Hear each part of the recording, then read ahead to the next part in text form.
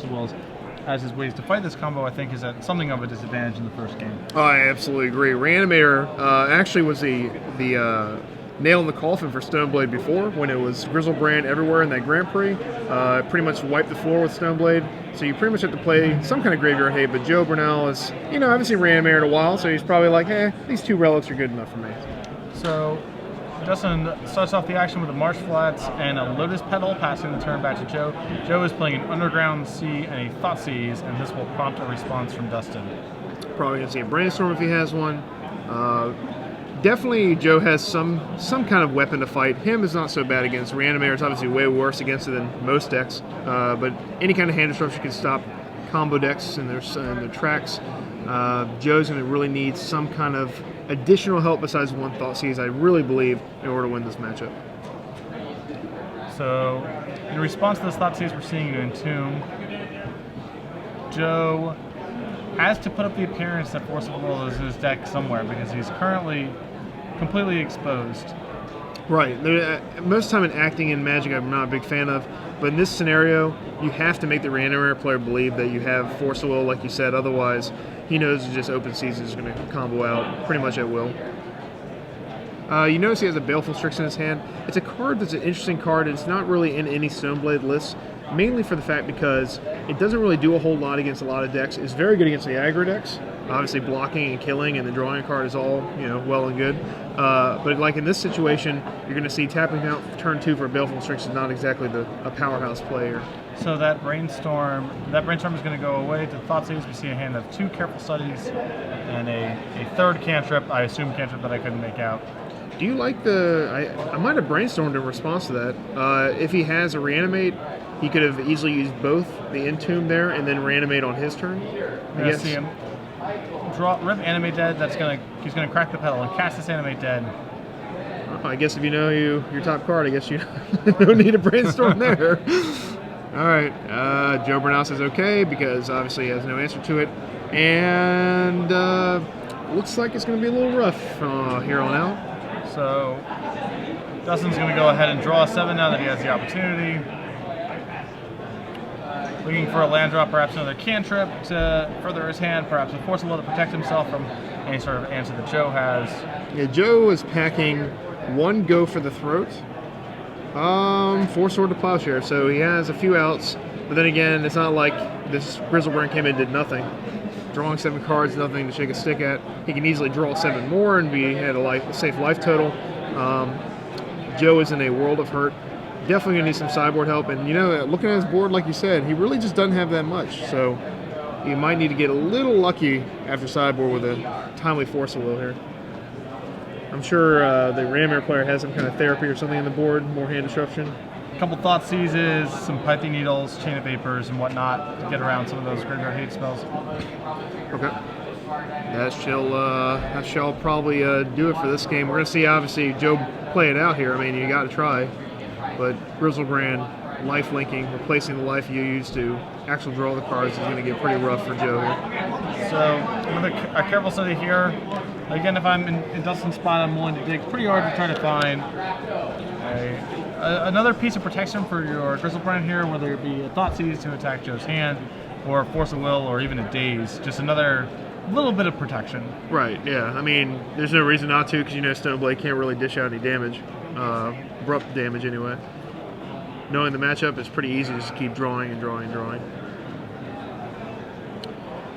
At this point, I guess Dustin can pass and then draw 7 again if he needs to in response, if Joe does have the removal spell necessary. Or he can do it on his turn again. He's going to have to discard a lot of cards if he does so. So, Dustin debating again if he wants to draw 7 or just pass the turn.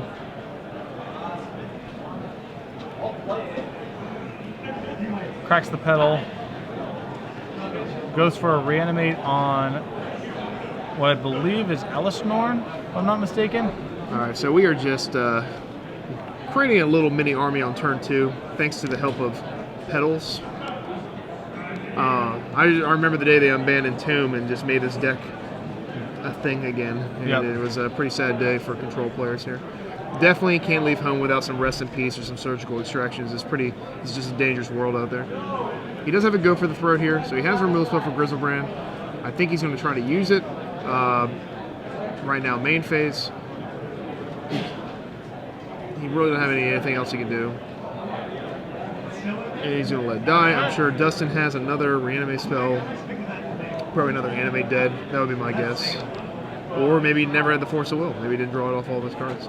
Well, he only has a single main deck animate dead, so he's on 4 Exhumes and his reanimates, which he can no longer cast because of his life total. Right, yeah. So I'm assuming he has an Exhume by now. He did draw 14 cards, so it'd be pretty unlikely he didn't, but I've seen crazier things. So Dustin can't really see his hand. Probably either sitting on, I see a show and tell, I think, so he might have just another Grizzlebrand in hand, or an Exhume. I mean, there's a million things he could have. It looks like he's about a careful study here.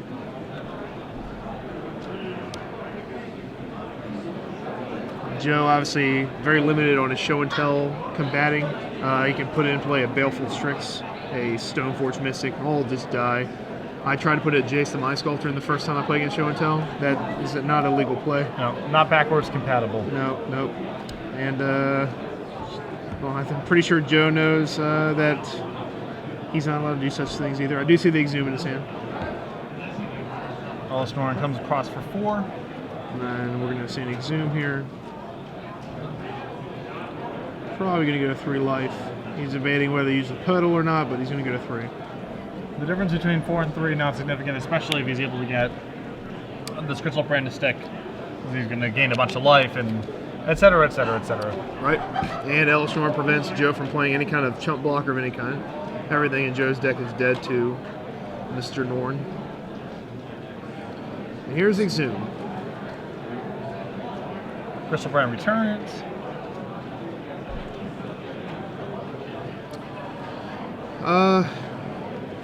Joe is staring down the barrel of a gun here. So not much can be done.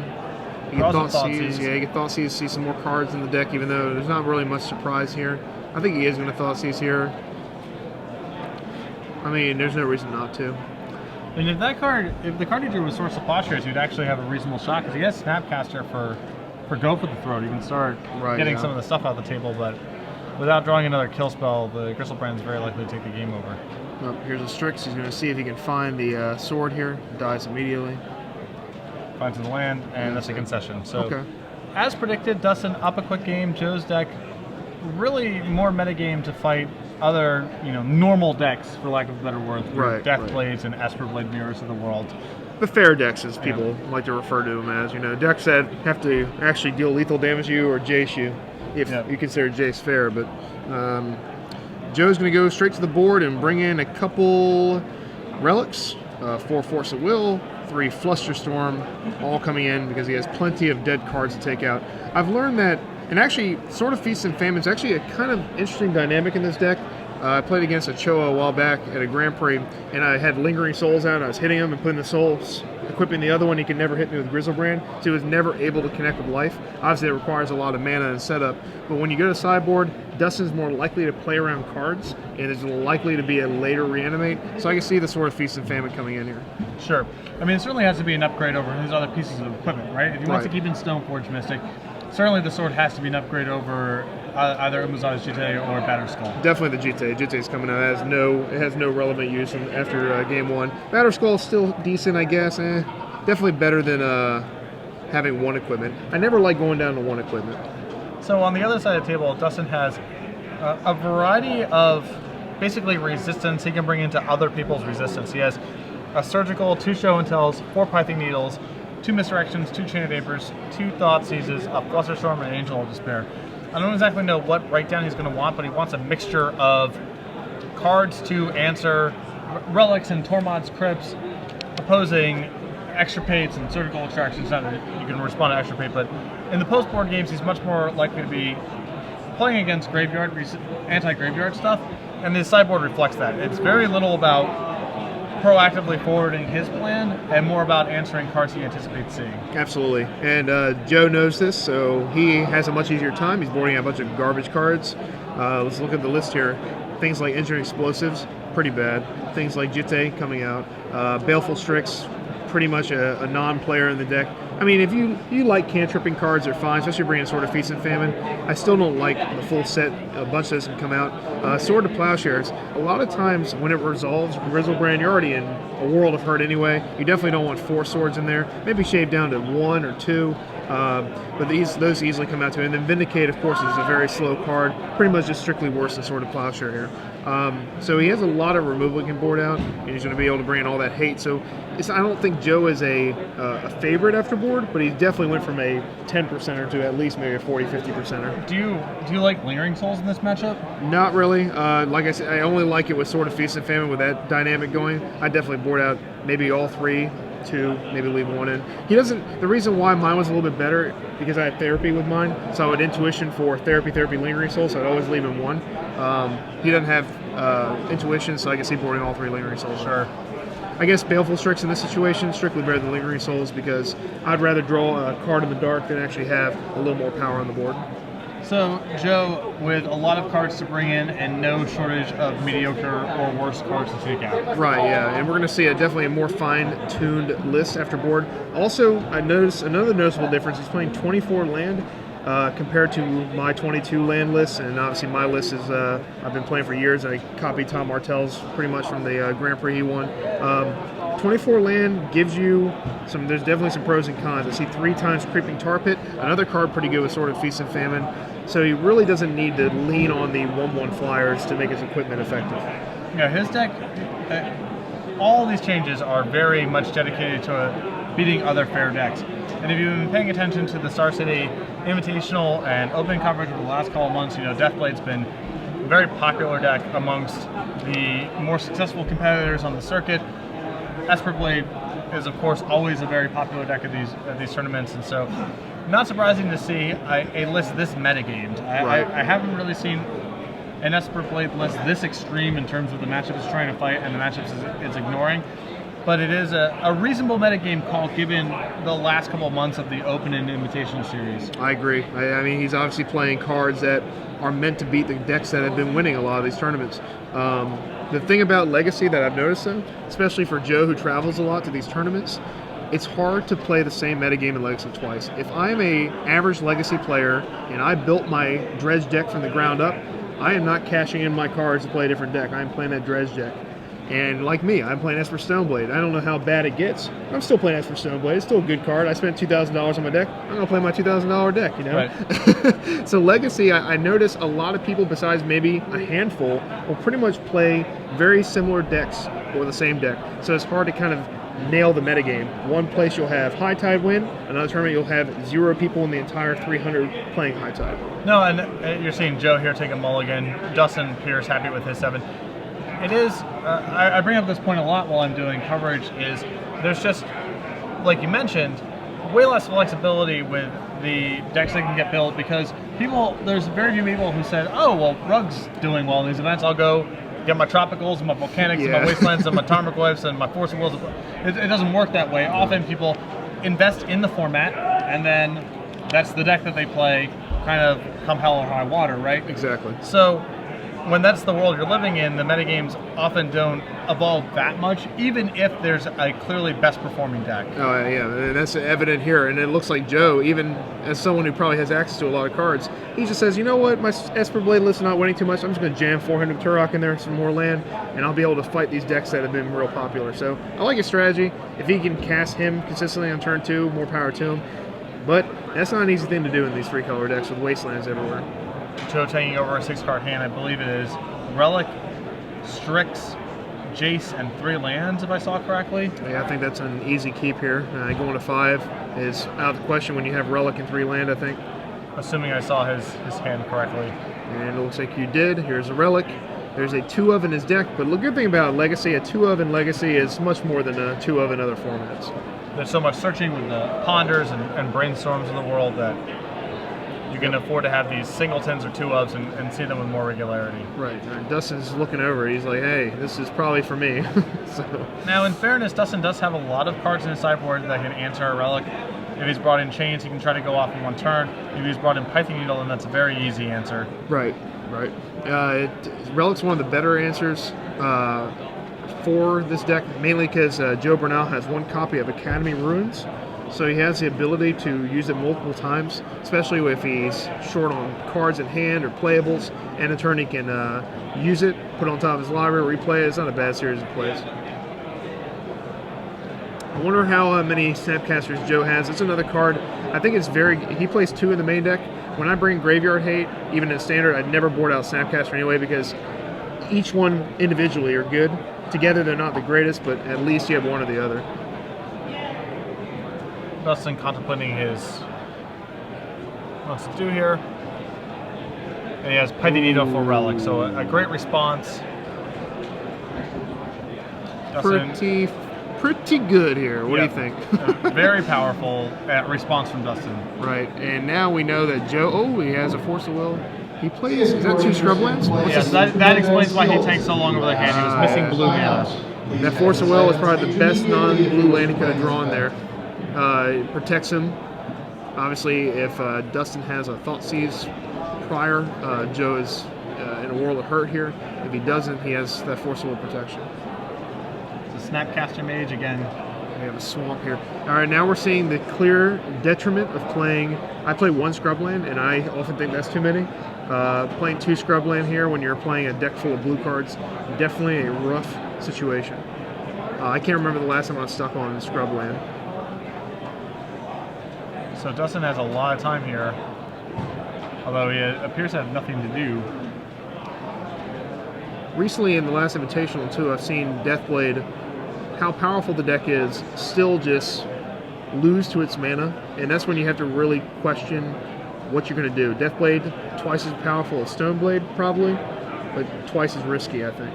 So you're looking at a hand here of 2 Crystal Brands, 2 Exhumes, a Petal, and a Force of Will.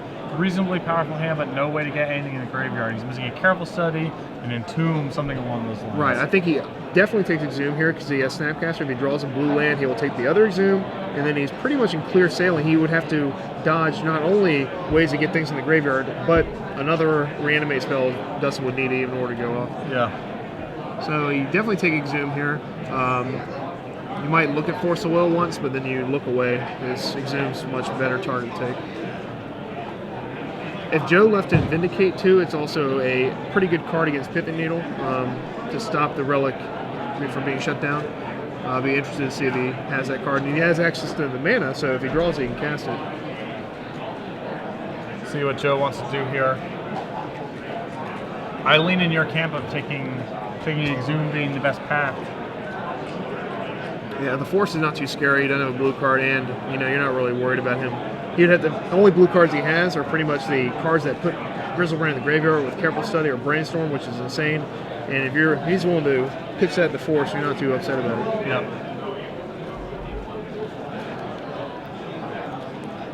It appears Dustin has just drawn Brainstorm. Yep. Okay, Brainstorm or Careful? I believe it was Brainstorm. Well, he's definitely going to be using it, so we'll see it soon. Joe's not going to be too happy about this draw. He's really just looking at his deck right now saying, please give me a blue source. I'm sorry for running Swamp, Scrubland. It won't happen again. Please give me my island. And the worst part is he has 3 copies of Creeping Tar Pit, so that's also not that. I mean, you'll take it, but that's another tapped blue land. He's definitely running less of the duels. Only 2 copies of Tundra instead of the 4. No copies of, 3 copies of Underground Sea. So he's definitely got less blue here. So this Brainstorm, Joe is contemplating Force of Willing. The instinct, of course, is generally speaking to Force of Will whatever the relevant spell is, but since Joe knows about Force of Will plus Exhume, it's possible that he can draw 2 cards, a blue card plus a Careful Study or an Entomb or what have you. I am actually with him on this Force here. I think I would rather have Dustin playing off the top than being able to draw any kind of Careful Study effect or anything of that nature with a blue card, because what happens then? The game's over. Like, I would rather say, you know what? I can draw blue mana before he can draw a Careful Study here. I think it's pretty simple. I think he has to remove Baleful Strix here. I mean, Jace is going to win in the game after he's done. Snapcaster Mage is obviously not the card to pitch. Yeah, Snapcaster is an easy keep. The problem with Jace is he's so far away from being able to cast that.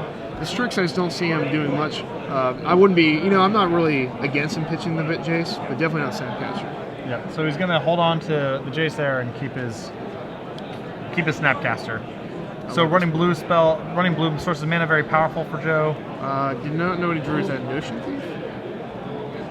That appears to be a Notion Thief. All right. Not the greatest card, obviously, when your opponent, when you're not on blue mana, of course, but I see Notion Thief being a possible winner here. Dustin does play Rainstorm Careful Study, but I don't think Dustin really cares about ditching 2 cards in Careful Study at that point. And there is said Creeping Target.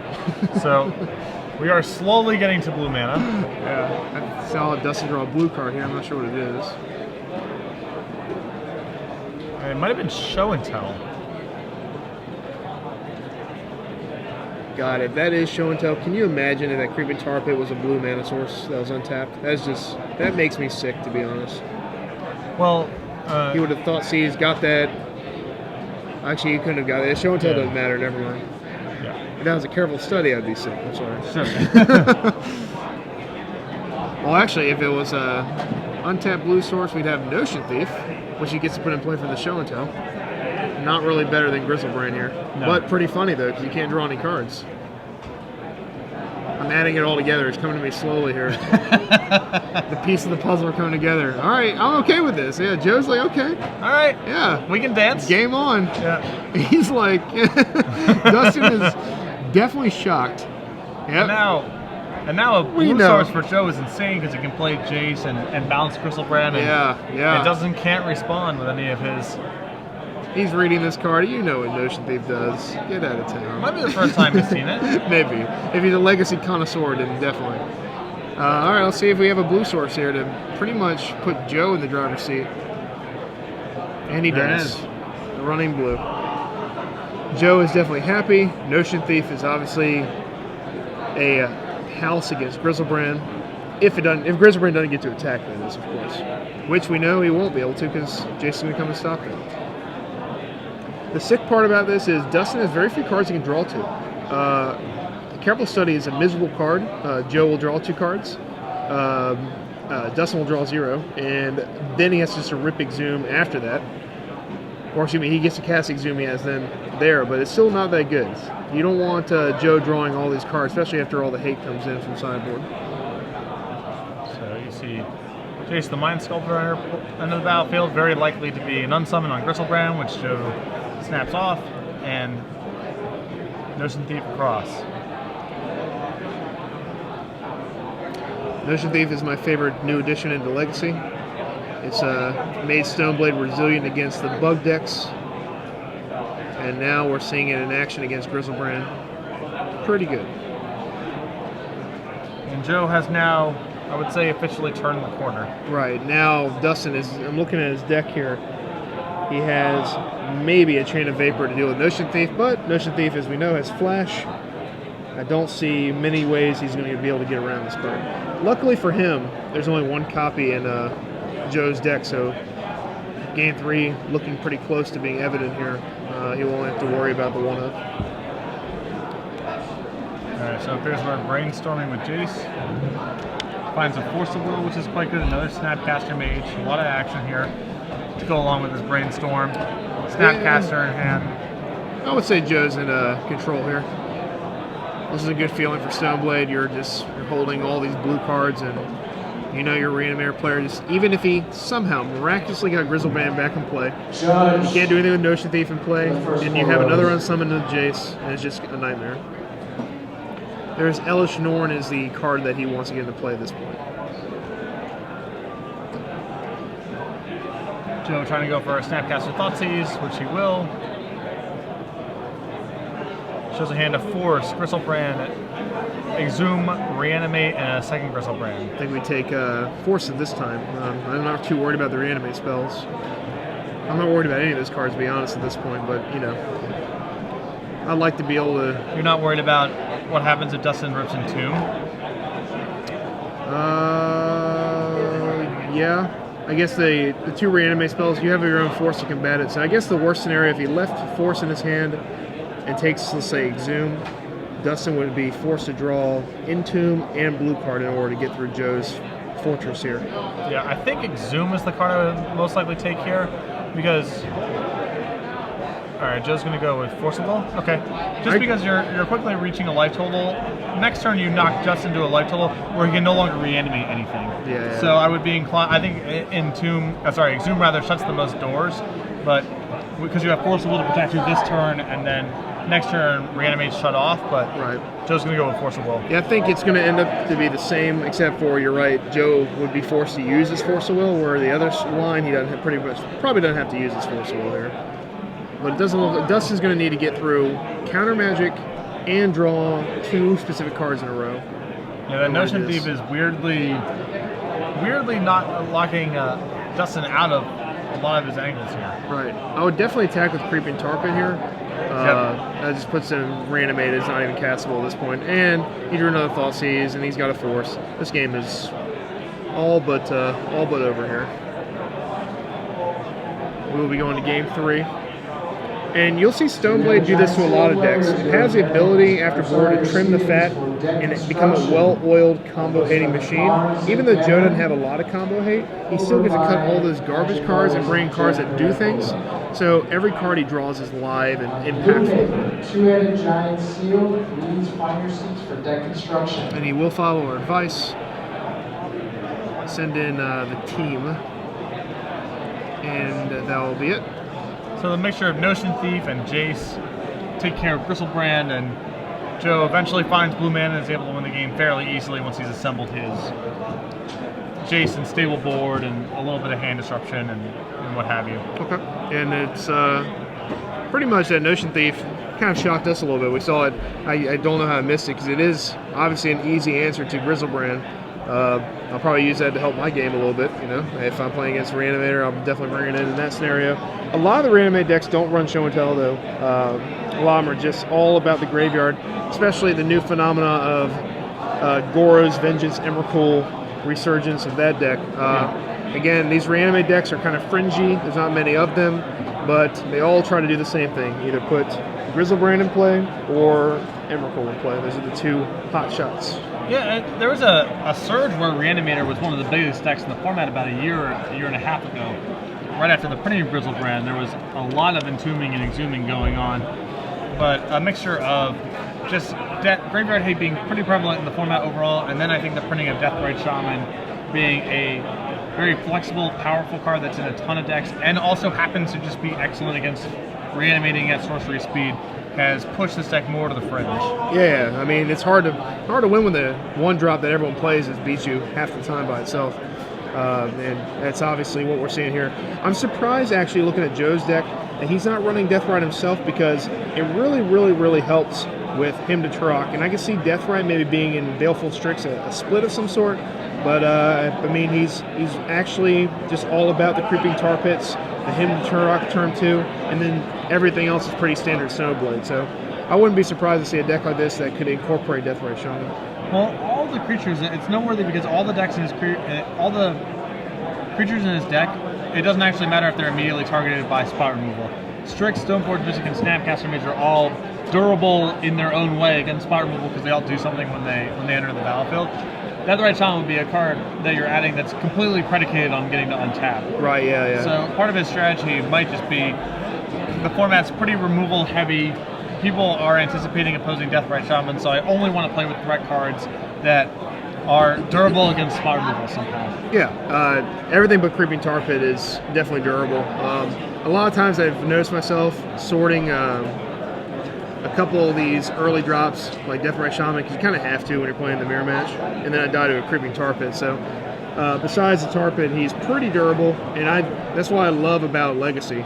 Every card is 1 or 2 mana, and they're all super efficient, and you really don't care if they get removed. And half the time, if they don't get removed, like Dark Confidant, you're going to win the game if they leave that guy in play. So yeah. So we're going to another game here, game 3.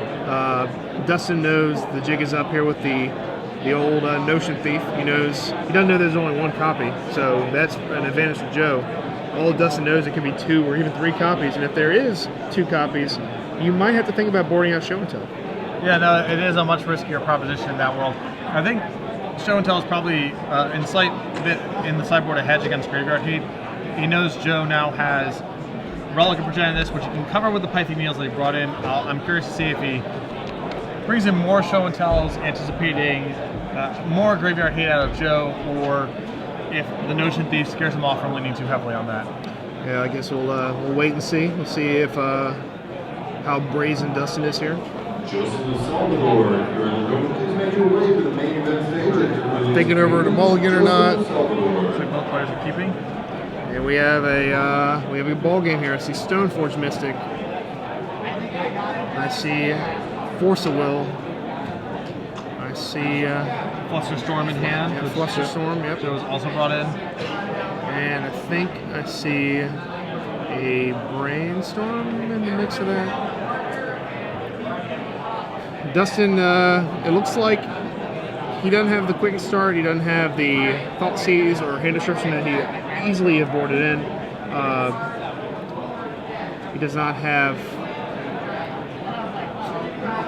the Entomb early on, or he might be holding it, see if he has protection. He will be brainstorming though.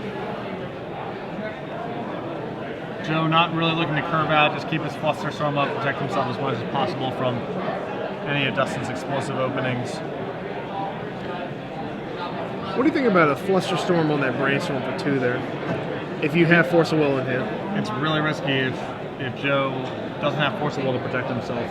Oh, I think I saw Force of Will in his hand. If Joe does have Force of Will here, do you like the Flusterstorm then?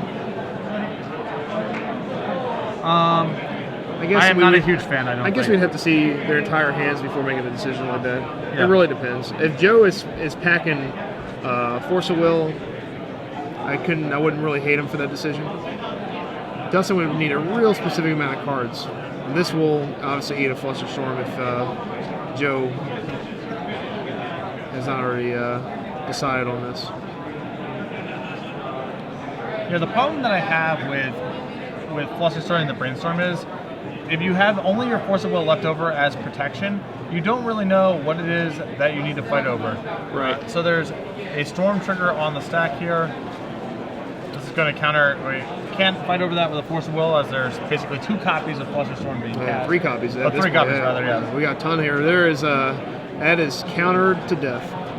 But the problem, I think, in Joe's position of letting him untap or Flusterstorming the Brainstorm is you don't necessarily know what you need to Force of Will, because you don't know if you need to fight over the thing that's putting stuff in the graveyard or if it's the one reanimate spell that you're fighting over. Right. You don't really have enough information, so I think that you need to save the Flusterstorm for just a piece of real action, not a cantrip. Yeah, I agree. I think if he has a 3rd land here, he's going to be May of the Shade, because I see Snapcaster. Snapcaster and Flusterstorm are good buddies. Automatically makes it a miscalculation. Plus whatever they play would make it a mana leak. I think it's a pretty good interaction. I see he has Baleful Strix. I don't know if Joey even has a 3rd land here. We're about to find out here. But Like you say, Joe playing a lot more lands than the conventional Stoneforge decks. He's up to all the way up to 24. right. 24 is a heck of a lot in a format where the average mana cost is 1 point something. So Dustin's going to go for Show and Tell. All right, so here we go. If Dustin has a Force of Will to back up against Joe's Force of Will, I don't think Joe has Notion Thief in hand. It's going to be a real uphill battle here. But Stoneforge does come down. Stoneforge gets Feast and Famine. He can play Baleful Strix to hold back the Grizzlebrand. Still not a great proposition for him. It's much better to leave Grizzlebrand in your hand rather than fighting against it on the battlefield here. Dustin already showing that he's going to force back here, which is put 2 cards down. That's a subtle thing, but that gives Joe a lot of information that the Show and Tell is going to resolve. All right, well, Dustin, he had it. He had the Entomb, which could have been the bait, because Dustin only has, 2 cards left in his hand? So probably don't even have... I would have played the Stoneforge there and got the Feast and Famine and just cast Baleful Strix. Definitely. It's going to be a little bit harder now, I think. He's going to have to use that fetch land in his hand. Nope. Maybe this Brainstorm will result in some good stuff here. Yeah. He really needs a little bit of help. He's going to need a Notion Thief here, or at least at minimum a Sword of Plowshare to be able to deal with that. Yeah, but even then, Dustin's got a life total such that he, it's gonna get rough here. There's definitely no good answer here. Joe brainstorms, finds a Strix, a Him, and a land. All right, well, I don't think you him here. I think Him has lost its opportunity to be productive. I think it's time to play a second Baleful Strix after shuffling, and just hope you hit a Notion Thief at some point. But again, it's a one of. Obviously did a lot of work from game 2.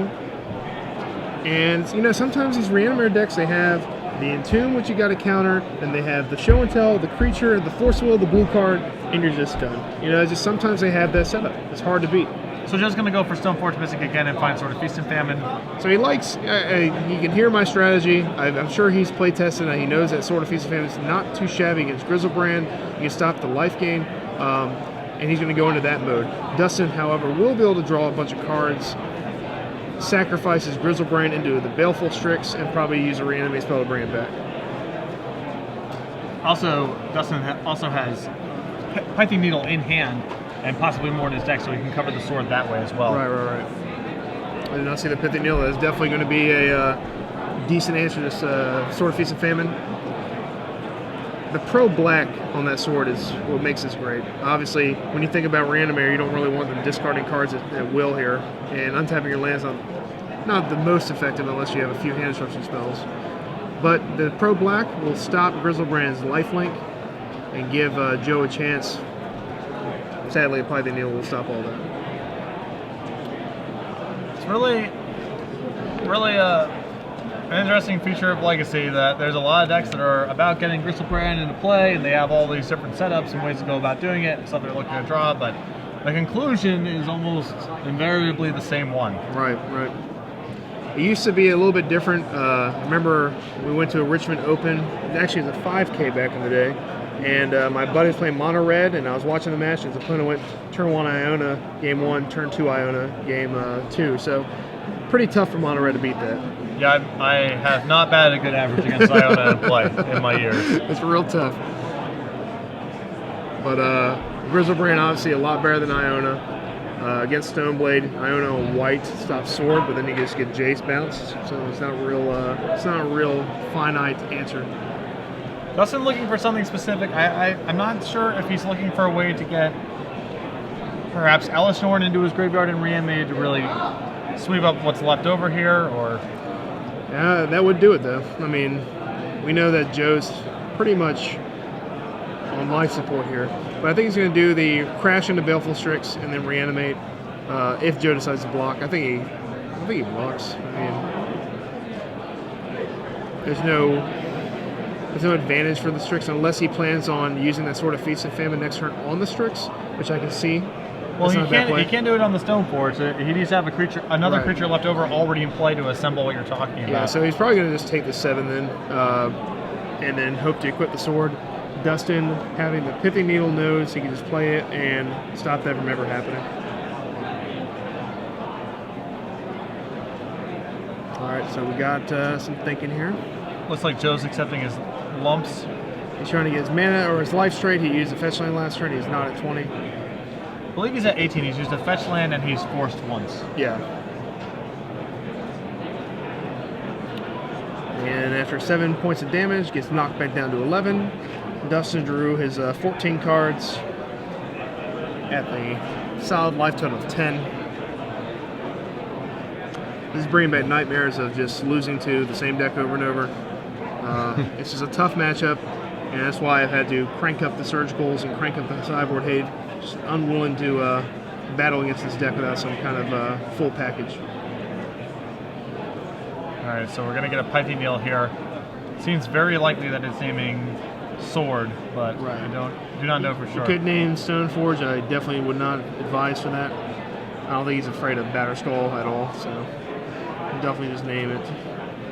Thought Seize. Maybe he'll name something else. You can just take the sword here. I would have Thought Seize first, and then it gave you a little information. Then you can Pithing Needle, but yeah. I think when Dustin's so this far ahead, I think he cares less. Well, I think he has a second Pithing Needle, so I think he was willing to use that on a force to have the Thought Seize resolve. Right. He's got obviously a lot of cards to play with here. Yeah, I think Joe, if we're forcing Pithing Needle, I think pretty dire straits here.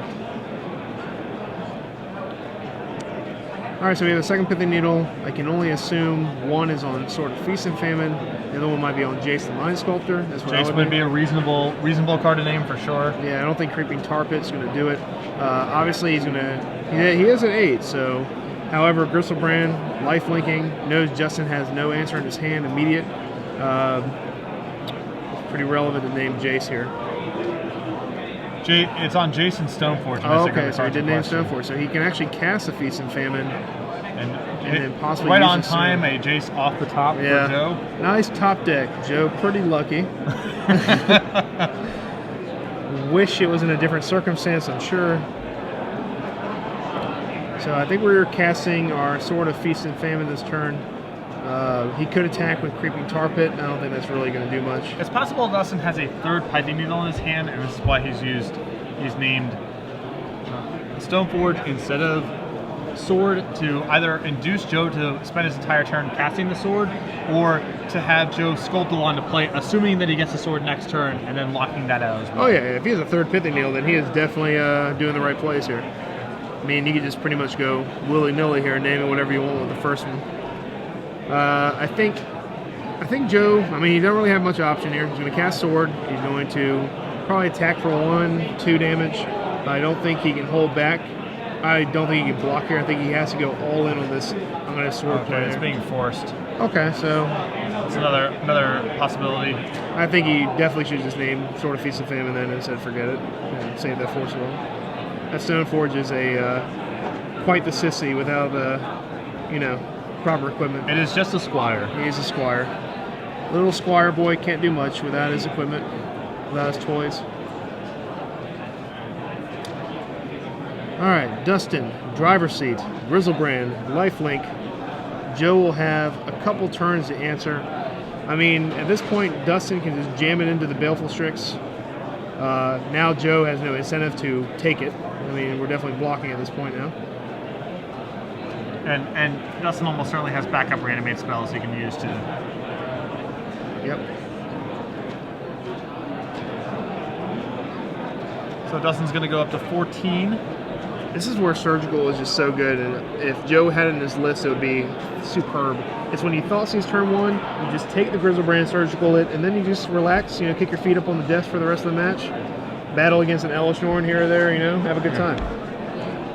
Well, I think Joe's sideboard is probably much more dedicated. The relics are probably much more about beating decks like Rug and Loam decks than being dedicated anti-reanimator. Oh, yeah. See, that's where being stubborn comes in handy. Oh, there's 5 people playing Reanimator? I hope I play against one of you guys. Got your number right here. People ask, why do you still play 1 Blue Elemental Blast? Don't worry about it. It's good. It hits, it's killed a Blood Moon and a winning in for an Invitational. It's countered a few Chain Lightnings here or there. Killed a Sulfur Elemental once. There is something to be said for stubbornness. Yeah. Because people don't predict to play against, don't practice play against these cards. They think that they're extinct. Well, they are not extinct. They linger in our decks. All right, so we have a rough situation here, as they say. So now we can put him at 2 life. It's gonna be fun. Joe with a hand of Polluted Delta, Jace, which is locked out by one of the Pithing Needles, and Stoneforge Mystic.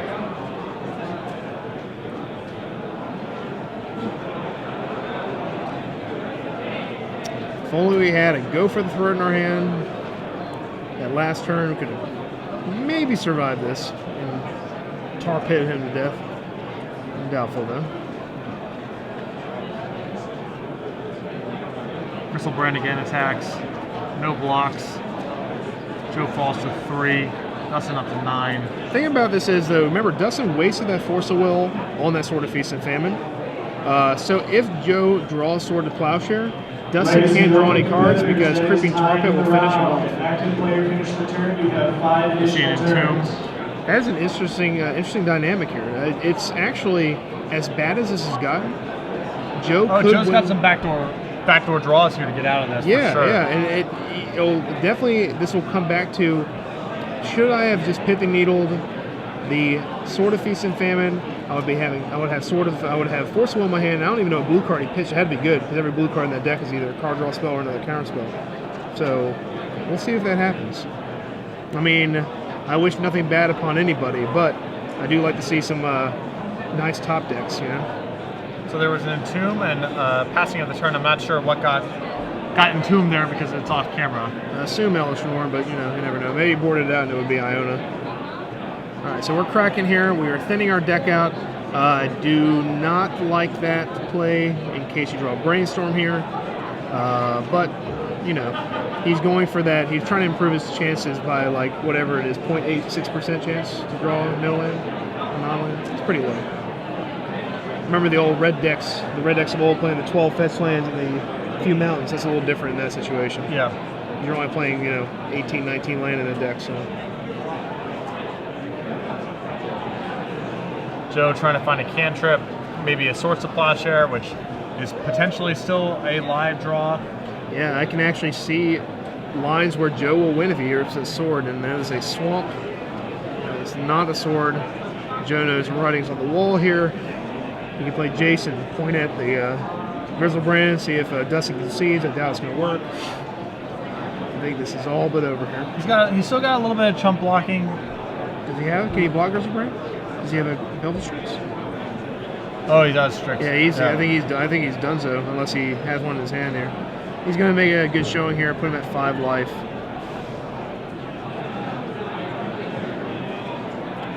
Yeah, but we know what's up. There it is. Dustin Penn wins 2 games to 1 over Joe Bernal. Joe, perhaps a little bit flustered by some of the non-fortuitous draws, and I think some of